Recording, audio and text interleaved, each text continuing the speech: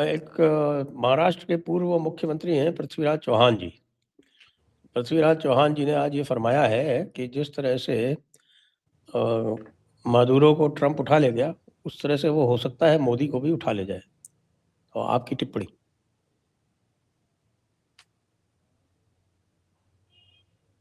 मुझे लगता है आप शॉक्ड हो गए। सर आपकी बीच में ना गायब हो गई थी screen, I couldn't hear you, but मुझे पता है वो चौहान साहब ने क्या कहा है। हाँ, चौहान साहब ने कहा है कि साहब की जिस तरह से मादुरो को ट्रंप उठा ले गया, उसी तरह से वो मोदी को भी उठा ले जा सकता है। तो इस पर हम आपकी टिप्पणी चाहेंगे। सर इसने महाराज पृथ्वीराज चौहान जैसा काम तो कोई जिंदगी में किया नहीं तो संयुक्ता को भी इसको याद कर लेता। एक बात को कंपैरिजन ठीक बना उसमें जुड़ रहा है। सर ऐसा है कि अमेरिका एक ऐसा बुली है जिसने छोटे छोटे हेल्पलेस देश जैसे वेनेजुएला या उससे पहले अफगानिस्तान, इराक, लीबिया, ये इनके साथ ही पंगा लेता है। और पृथ्वीराज चौहान साहब को हम बता दूं कि सामने एग्जाम्पल है, हमें कोई फिलॉसफी की जरूरत नहीं है सर। 4 दिन पहले इन्होंने ऑपरेशन प्लान किया, उनका जॉइंट चेयरमैन ऑफ जो जॉइंट स्टाफ है उसका अपना स्टेटमेंट है कि 4 दिन पहले डेल्टा फोर्स तैयार थी। तो पूछा गया आप 4 दिन पहले लॉन्च क्यों नहीं हुए? कहा बादल थे, क्लाउड कवर था तो समझा सके। जिस दिन ये गए हैं उस दिन भी क्लाउड कवर था। प्रॉब्लम ये थी कि वहाँ चाइनीज थे और इसकी मीटिंग से पहले चाइनीज डेलीगेशन वहाँ बैठा हुआ था और अमेरिका चाहता नहीं था कि किसी चाइनीज को नुकसान हो जाए, बिकॉज आई थिंक युगोस्लाविया में एक बार उन्होंने चाइनीज मारे थे, फिर माफ़ी मांगी थी अमेरिका ने। और दूसरा एक जहाज जो वेनेजुएला में तेल लेने जा रहा था किसी और देश का, जब उसको अमेरिकन ने ब्लॉकेड किया था, उसका चेज करने लगे, उसने ऑनलाइन अपनी रजिस्ट्रेशन रशिया के साथ करा दी। अभी आप मैरिनर आंसर आपको पता होगा कि ऑनलाइन हाँ। और उसके बाद उसने रशिया का झंडा निकाला, आगे भाग रहा और ये काम कर रहा है। रशिया का झंडा है, रशिया ने स्टेटमेंट दिया कि हमारी एसेट्स को हाथ ना लगाया जाए, तो उसको छोड़ के पेट्रोल पार्टी वापस चली गई। तो ये इनकी औकात है सर। बाकी मुंगेरी लाल के हसीन सपने, उसको लगता है कि ऐसी स्टेटमेंट दे के वो कुछ करना चाहता है, देश समझता है। नॉर्थ कोरिया को कुछ नहीं बोलते, वो धड़ाधड़ दागे जा रहा है मिसाइल चारों तरफ। हाँ वो जिधर मर्जी होती है उधर दाग देता है एक मिसाइल। Absolutely sir. तो गुंडागर्दी का जमाना है सर, तो ठीक है फिर आ जाओ देख लेते हैं। औकात होनी चाहिए। नियरेस्ट अड्डा अमेरिका का भारत से 2000 किलोमीटर 1600 किलोमीटर पे डेगो गार्सिया। पिछली बार एक जहाज उतरा था ट्रिवेंड्रम में, तो उसको डेड नहीं, और भी पास में है ना पाकिस्तान, वो हीरा मंडी है सर। 30-40 किलोमीटर पे है ना सेंट मार्टिन। ठीक है सर वो आप कह सकते हैं, लेकिन अगर दिल्ली से नापेंगे सर उसमें तो भैया आप टेस्ट वेस्ट करते रहते हैं, बे बंगाल में कोई भूले भटके भी जा सकता है भाई, मिस्टेक। हाँ गिर जाती है सर। प्रीमेच्योर मिसाइल गिरने का ठेका सिर्फ पाकिस्तान ने ले रखा है सर, हमारा भी हो सकता है। वो तो किसी दिन भी हो जाएगा। लेकिन उनको तो पता है ना, आपने ढाका में पता नहीं कितने CIA के लोगों को उड़ा दिया। नहीं मैंने किसी ने उड़ा दिया, मैं ये नहीं कह रहा हूँ कि भाई भारत ने कुछ किया है। हम बिल्कुल ही नहीं कहते, हमने तो सिर्फ पढ़ा, हमने तो सुना है सर सिर्फ। हमने तो सुना है कि साहब कि CIA के कई सारे एजेंट जो है वो ढाका में ही उड़ा दिए गए, उसके बारे में तो कुछ बोल ही नहीं रहा। बिल्कुल सर। ड्रोन आके होटल के कमरों में घुस गए लोगों के सर, किसी ने बात तक नहीं की। बताइए तो क्या करें सर, बड़े बड़े शहरों में बड़ी छोटी छोटी बातें होती रहती। अब कह रहा है कि I have to be made happy, Modi ji make you happy. कैसे हैप्पी करें? हैप्पी करने के बहुत सारे तरीके हैं। पाकिस्तान एक तरह से हैप्पी करता है, वो हीरा मंडी वाला तरीका है उसका। और बाकी और कैसे कोई क्या है, कोई हैप्पी करता है पता नहीं मुझको। बेडरूम में हैप्पी करता है या शावर में हैप्पी करता है, क्या करता है? आपको शायद ध्यान हो, आप तो काफी इन चीजों की ओसेंट से जानकारी रखते हैं, तो आपकी ओसेंट क्या कह रही है?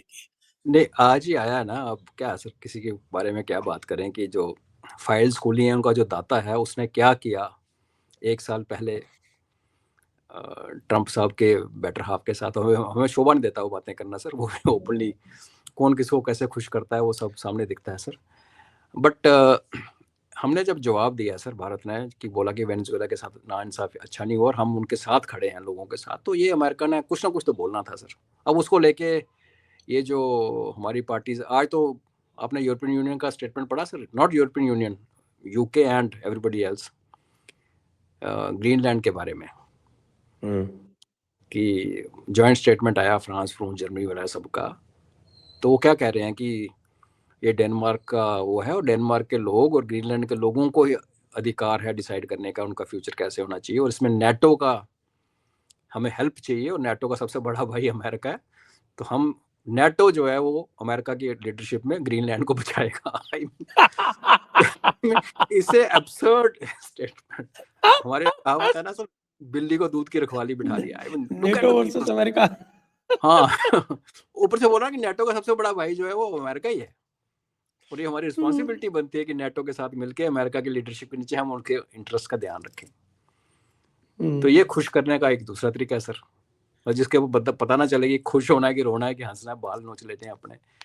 तो हम तो ये कुछ नहीं करते सर, सीधी सी बात है।